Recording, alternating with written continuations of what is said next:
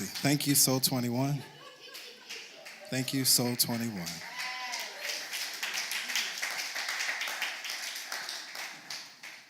And that song is the perfect song for where we're going to go today in our message.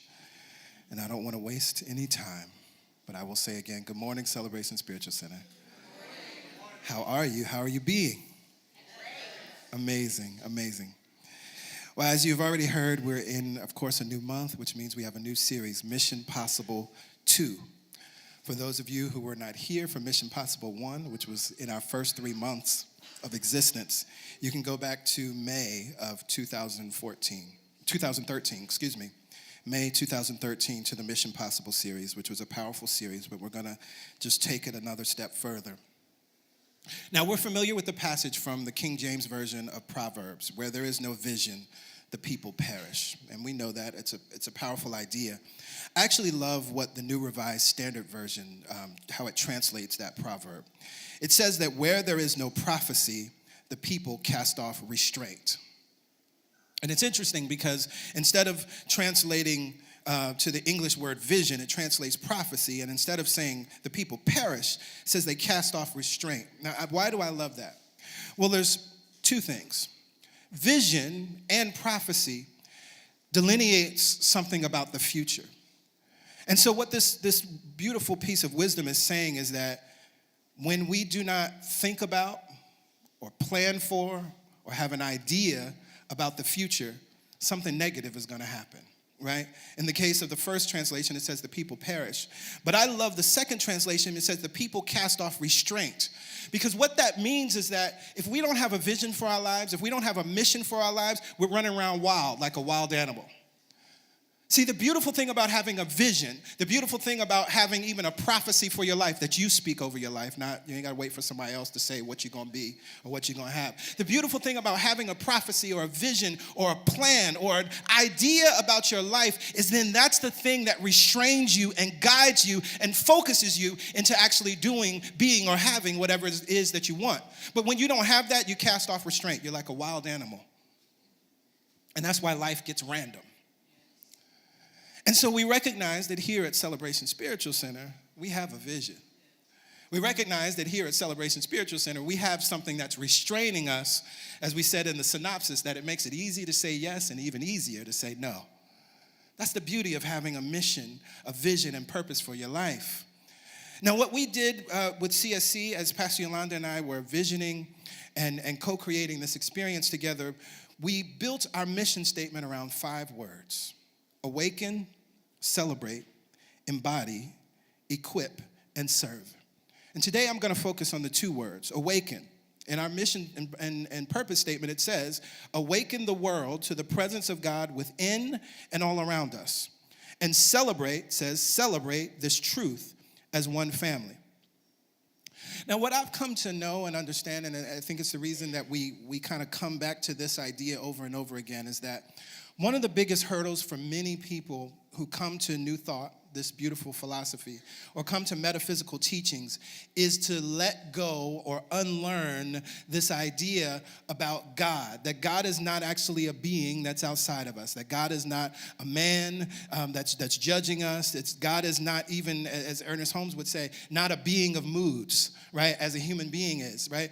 Recognizing that God is simply the allness of life. God is the life itself. God is, as Emily Cady would call it, creative energy, creative force. It is everything we can see and all that is beyond what we see. And we are the individualized expressions of that truth, that reality that is God. And so what I know to be true is that the first step into embracing these teachings is we got to develop a new God concept. Right? And so I've preached a message, check your God concept. Earlier this year, we preached finding God, and we've over and over in different messages, we're always coming back to this idea because I recognize that it's so deeply rooted in our consciousness. It's even interesting to me many times that I've met friends who were raised in Buddhism, and they still have this concept of God as some man in the sky outside of them, and so they're experiencing the judgment of life from God, and they weren't even raised in a Judeo-Christian point of view. So I recognize that it's something deep that we have to get rid of.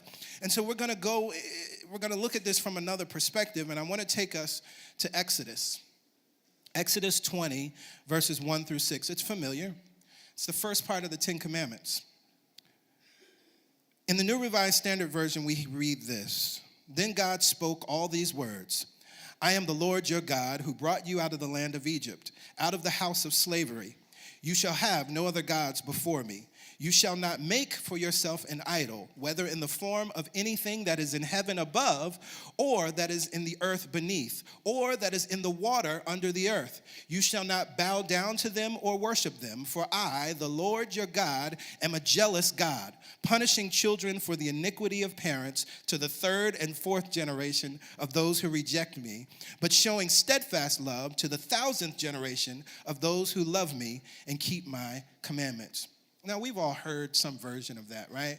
That God is a jealous God. I'm a jealous God, and you shouldn't have idols. And of course, the traditional literal interpretation of this text then justifies this idea that God is some man in the sky that has human qualities and characteristics and is jealous. And so we are admonished to worship this being.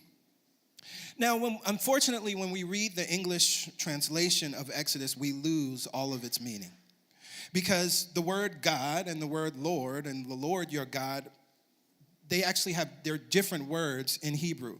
And so when we look at the Hebrew, then that starts to open our minds up to new possibilities. Now, first, we must just know that the Moses story is not a literal story. It's not history. Right? We got to know that. If you want to go back to our Reimagine the Bible series last year, in that first message on the Old Testament, I talked a lot about the history and how the Old Testament was brought together. But what we know to be true at best, if there was a historical people that came across the Red Sea, there is no historical record in Egypt of these people ever existing. But what we do have is a historical record of a people known as the Apiru people. The Apiru people may have been the historical Hebrews, but if they were, it was just a small group of people. It wasn't this thousands and thousands of people that crossed the Red Sea in this epic story that we have. And, we understand how stories are told. Over time, it gets bigger and bigger and bigger. That's just the nature of what happened. So there may have been a historical people, but it was a very small group of people, and it wasn't in the context that we understand it today. The other thing that we must understand and keep in mind is that these 10 commandments are not new. If you study the 42 laws of Ma'at, you will see and hear the same words. All of the thou shalt nots, they existed 300 to 400 years before they were ever written down or articulated as what we know as the 10 commandments, right? It's important to note that. But what I love when we look at deeper into the words, just this opening, then God spoke all these words, I am the Lord your God who brought you out of Egypt. Well, that then God, that word is actually Elohim. Then Elohim spoke all these words. Now, what's beautiful about Elohim? This takes me back to my first day in seminary in Old Testament class. Our professor admonished and wanted us to understand that there has always been a plurality when it comes to God. Elohim, it actually means many. Elohim is not then this one idea called God. It's the allness of God. And so this is why in every spiritual tradition, why we have many names for God. This is why in the Hindu tradition, you have all of these different gods and avatars, which represent a different aspect of this thing, because it is everything. So the Elohim is what said, let us make man in our image. Same thing in the book of Genesis. There's always been a plurality of God. Right? That's important to know. So this is what was speaking. And why is this important? Because this takes us back to the message that we preached on the book of Psalms, Welcome to the Neighborhood. I am the Lord your God. Here we have now, I am Yahweh. And why is that important? We talked about in that message, the tetragrammaton. And we recognize that the tetragrammaton represents this larger idea of who and what God is. And actually the definition of the tetragrammaton is to be or to cause to be. And what I said in that message is that God is a verb. God is an action word. God is the beingness, the very essence of life, the energy, the force of life that is always moving. And the Tao Te Ching, it says endlessly creating, endlessly pulsating. The spirit of the valley never dies. That was talking about the Tao, talking about God, talking about Yahweh, talking about Elohim, all the same thing we're talking about here. But we must recognize and understand what this is, this force, this energy. That's what's speaking, not a person. And if it's a force, if it's an energy, if it's life itself, are you breathing? That means that force, that energy is what is speaking in, through, and as you right now. It's the same thing. And so when we hear the words, thou shalt have no other gods before me, it is the God within you, is the I am that I am within you, that is admonishing you to never put anything above this power that you are, to never put anything above this love that you are, to never put anything above this peace that you are, to never put anything above it. That's what's being said here, and it's interesting. It's interesting because what it also offers us, it says that I am the Lord your God, I am a jealous God, punishing children for the iniquity of parents to the third and fourth generation of those who reject me. Well, what does that look like? Well, we recognize in our life when we haven't honored our God self. We live like a pauper. Again, going back to the Tao Te Ching, does the Lord of a great empire go begging for rice? We forget that we're the Lord of a great empire and we went out begging for rice. Not acting like the gods that we are, not acting like the divine beings that we are. And so what happens is that when you do that, you're like, as it says in this text, then the iniquity of your parents to the third and fourth generation. In other words, many times we'll have a thought. We'll go do a thing that is unlike the truth of our being, that is counter to who and what we are, and it just ripples out to the third and fourth generation. That choice just keeps playing out and playing out. But what I love, it also says, but for those who show the steadfast love, I to the 1,000th generation of those who love me and keep my commandments. So in other words, when you honor who and what you are, when you recognize this truth, thou shalt have no other gods before me, and recognize who and what is speaking, and you choose to put your God self first, you choose to honor the God within you, you choose to live from the God within you, you choose to remember and affirm that I am not small, I am not limited, but I am great, I am big, I am powerful, I am amazing. There is nothing I cannot do, I cannot be, I cannot have. That is multiplied to the 1,000th generation. The energy of affirmation is much more powerful than the energy of living a negative life. Right, and it's here in the text, right? It says it punishes you to the third and fourth generation, but it honors you to the 1,000th generation. There's way more energy there. And that's actually helpful because that means all of us, we've made certain mistakes. All of us haven't lived according to the highest truth of who and what we are, and that thing has played out. But that's only the third or fourth generation. The 1,000th generation then overcomes that. The 1,000th generation then compensates for whatever the third and fourth generation did and creates a new idea. Can you see that? Do you hear that? Now, there's another little tricky word that we got to deal with. Because what does it say here? You shall not bow down to them or worship them, for I, the Lord your God, am a jealous God. And this has gotten us all into trouble, right? I mean, this is what justifies hell, supposedly, and fire and brimstone, because God is jealous, right? And we as humans, we know how we act when we're jealous, right? Well, there's an interesting thing about this English word called jealous. The English word jealous, the root goes back to a Latin word. And that word is the same as a rhyming word, zealous. So the Latin word zealous, Z-E-L-U-S, is the same word as the English word zealous and jealous. And if you look back in the 14th and 15th century, that word was interchangeable. You can look at other translations of the Bible from that time, and jealous and zealous were interchanged.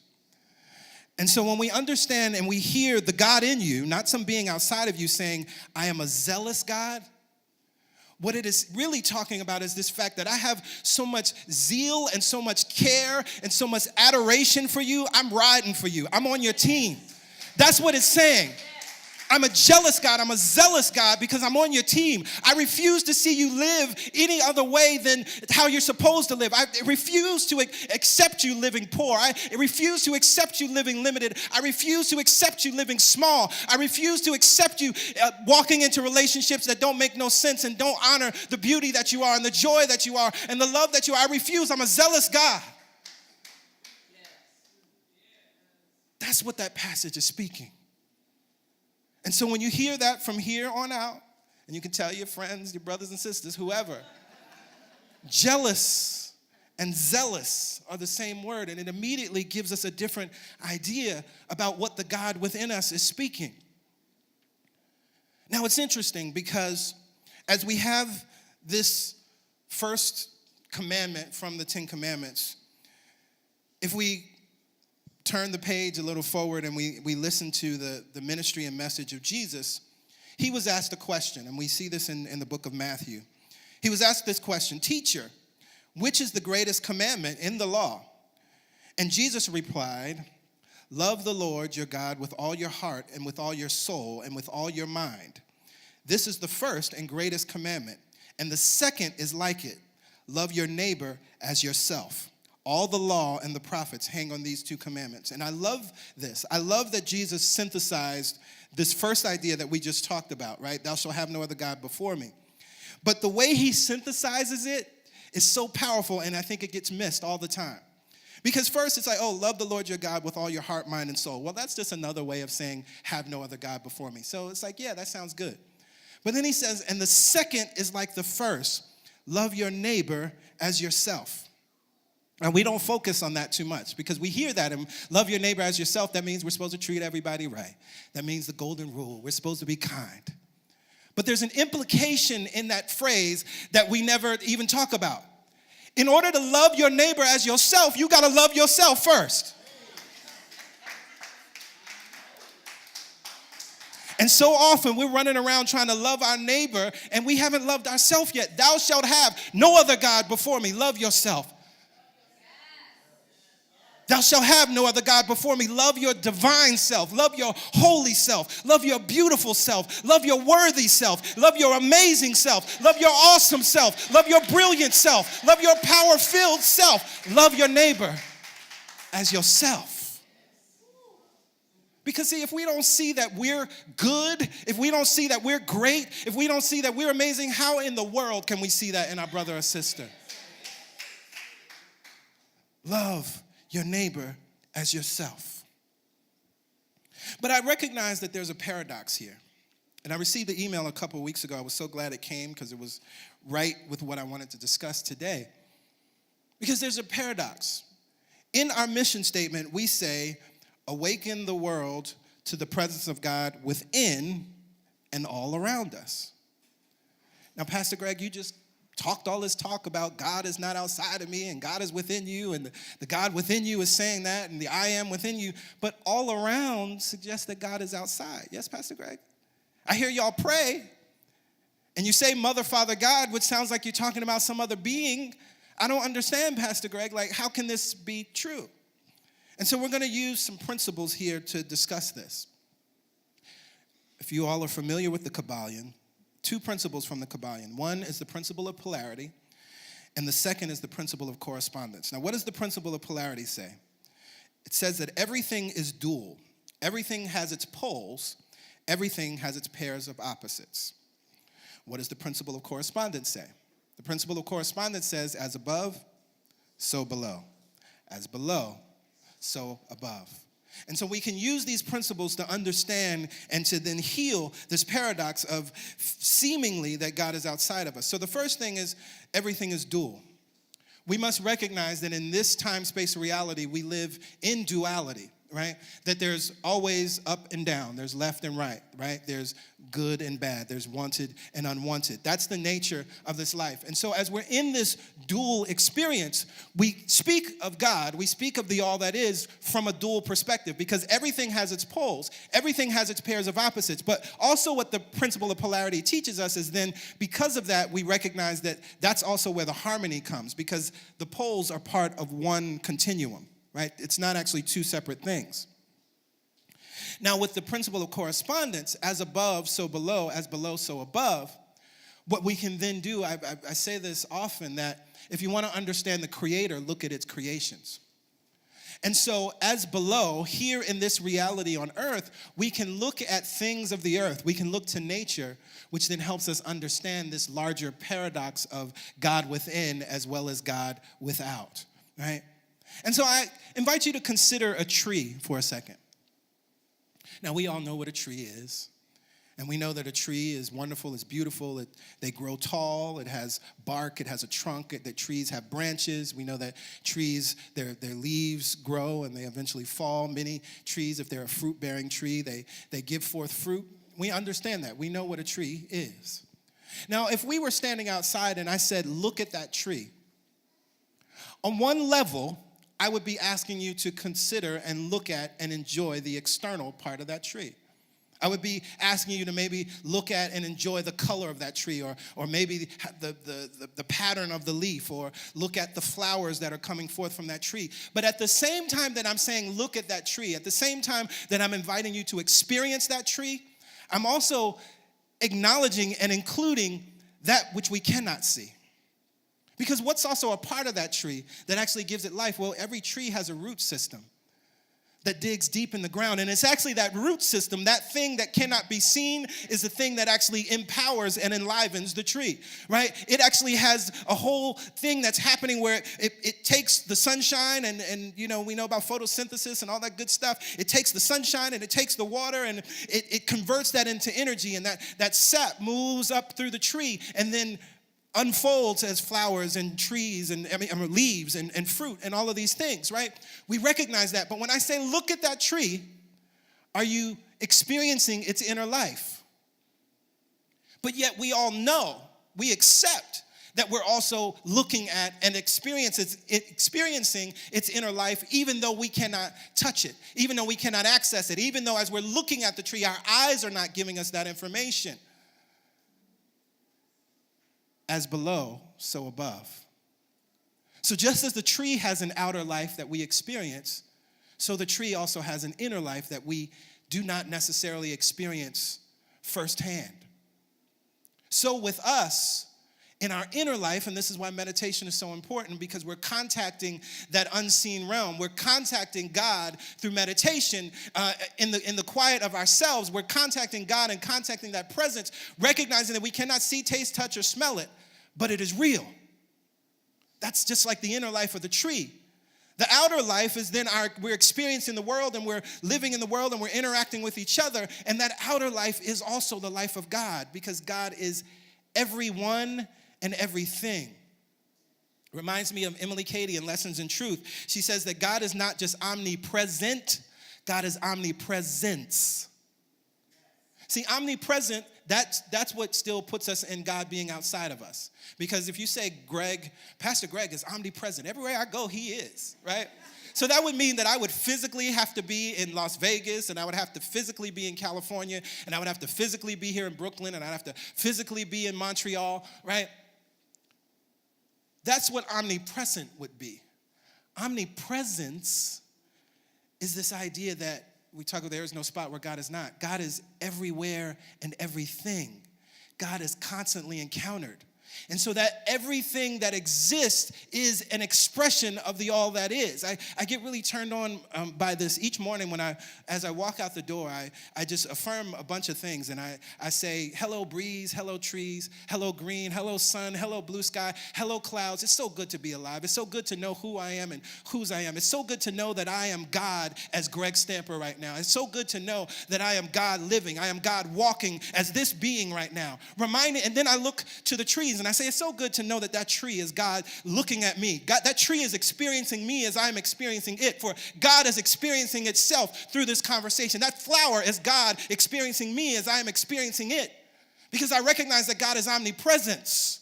I know that the sidewalk that I'm walking on is the presence of God. As Pastor Yolanda always says, the seat that we sit in is the very seat of God, is the support of God, is the recognition that you are supported, that you have that foundation. God is omnipresence everywhere and everything. And so that's what then begins to heal the duality. We can also look at the perspective of our own human bodies.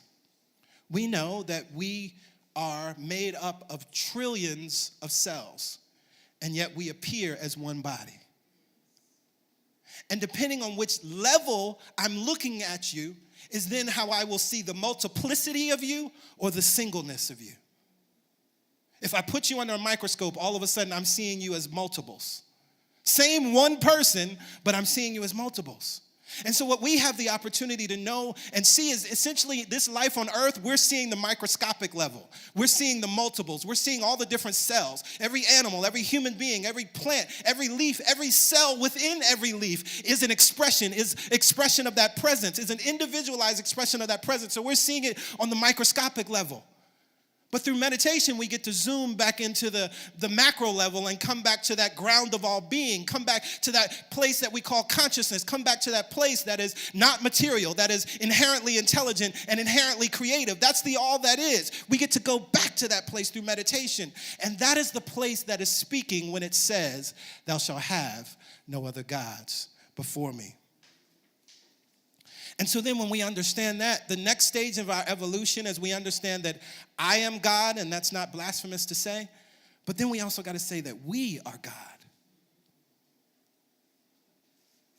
So as we have awakened the world to the presence of God within and all around us, I want to leave you with this: celebrate. Celebrate this truth as one family. Now, what does that mean? On one level, we've been doing it all morning. Right? We've been praising, right? We've been celebrating. It felt good to sing, "God is great, so I am great." It felt good to affirm and know, in God we live, in God we move, and have our being. That's part of the celebration. But as I dug deeper into the word, and y'all know I love to do this, the Latin of celebrate, celebratus, or celebrare, it says to throng, to frequent, or to observe. And I got turned on when I saw that word frequent. As we say, celebrate this truth as one family, that means we got to frequent this truth as one family. What is that? Oh my God, what does that mean? That means we got to hang out with the truth on a regular basis. Our guiding principles, daily spiritual practice is not an option. Frequent this truth, celebrate this truth, spend time with this truth. This truth, this voice, this thing within you that is always saying, don't put anything above me. I am the greatest part of yourself. I am the holiest part of yourself. I am the worthiness within you. Don't you dare put anything in front of me. Hang out with that truth. Talk about that truth. That is the God within you. Talk about it and say, I am one with that thing. Talk about it and say, just as the tree is one with its roots and we can't see it, so I am one with this thing that I cannot see. I will have no other gods before me. I will love myself. I will love my God's self.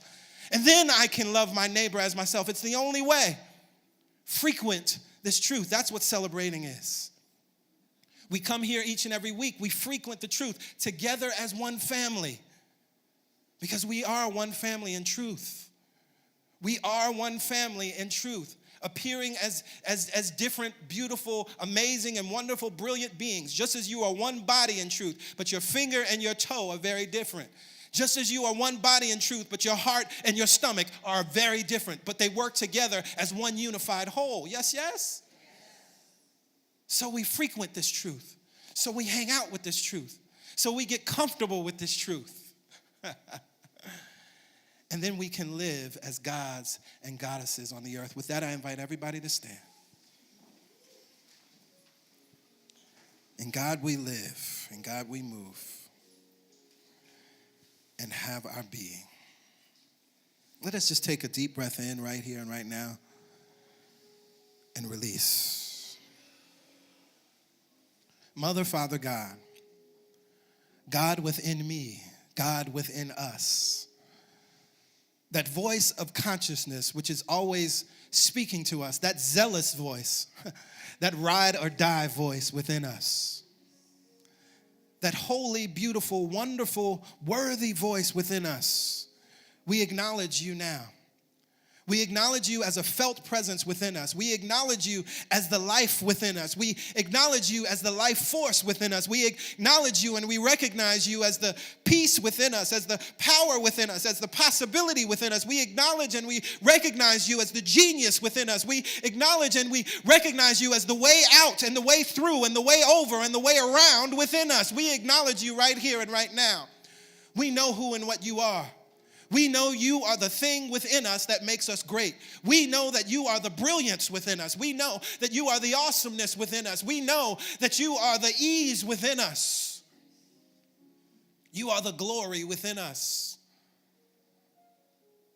As we recognize this power, this beauty, this possibility, this one mind, this one presence that is working in all and through all, we also recognize our oneness with you. We recognize that wherever we are, God is, for we are one with you. We are part of a unified whole. We cannot be separated from you.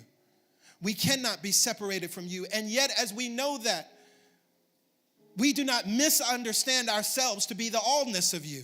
For we recognize that we can never wrap our minds around all that you are. We can never wrap our arms around all that you are. For you are endlessly pulsating. You are endlessly expanding. You are endlessly creating. There is more and more and more and more and more and more of you that is constantly coming online. That means there is more and there is more and there is more and there is more and there is more of us that is constantly coming online. We turn our attention to the more. We turn our attention to the more that we are. We turn our attention to the expansiveness that we possess. We turn our attention to the unlimited nature of who and what you are, for the unlimited nature of you is the unlimited nature of us. We turn our attention to the fact that as you are not material, as you are inherently creative and inherently intelligent, so that inherent creativity lives within us. So we have access to inherent creativity. So we have access to inherent intelligence. And so right here and right now, we open up our hearts and minds to allow that love to flow through us. As we know it is within and all around us, we know that even everything that is operating outside of us is operating with us for our good. This is why we can affirm that things are always working out for us. This is why we can affirm that all things work together for the good of us that love the Lord, love consciousness, love this God that is speaking within us. As we love it, as we love this thing as ourselves, as we love ourselves first, so things must work out for us. So things must be good. We affirm that now. We see ourselves living a good life. We see ourselves and speak this word now, that things are moving according to plan, that things are moving according to intention, that things are moving according to love, that things are moving according to the laws of ease, that things are moving according to the laws of unlimited possibility, that things are moving according to the laws of there is more than enough, the laws of abundance. We affirm this truth and we see it now. We see each and every person in our lives and in this room and within the sound of my voice prospering, living a blessed life, living a happy life, living a joyous life. For we recognize that this is our birthright. As God is free, so we are free. We see that every need is supplied and every question is answered. In this moment, right here and right now, I see the doubt falling away from your life. Just as the rain has been falling from the sky this morning, so I see the doubt and the fear and the worry and the anxiety and the questions that question your faith. I see them falling away right now. Because you're coming back online, you're coming back into the truth of yourself. You've come back into the awareness of who and what you are. You come back into the awareness that if God be in me, who or what can be against me? If God be in me, who or what can be against me? If love be in me, who or what can be against me? If peace be in me, who or what can be against me? If power be in me, who or what can be against me? And so as we have come back to our God selves, our good selves, we now walk across this planet with our heads held high. For there is only one opinion that matters. The opinion of the God within us says that we're great, so we shall be it. The opinion of the God within us says that we are prosperous, so we shall live it. The opinion of the God within us says there are no limits on our lives or in our lives, so we shall live from our unlimited nature. The opinion of God says that we are good, so we shall live as through and from this goodness now. I release this word with so much joy and thanksgiving, shaking the hand of the universe for bringing the fruits of this word, the manifestation of this word, to us all easily and effortlessly. And now with expectation on our tippy toes, looking for the joy to come, we now wait, we watch, and we expect it, and we know that it will come. Together we lift up our voices and we say, Amen, Ashe. And so it is. So it is. Thank you, God.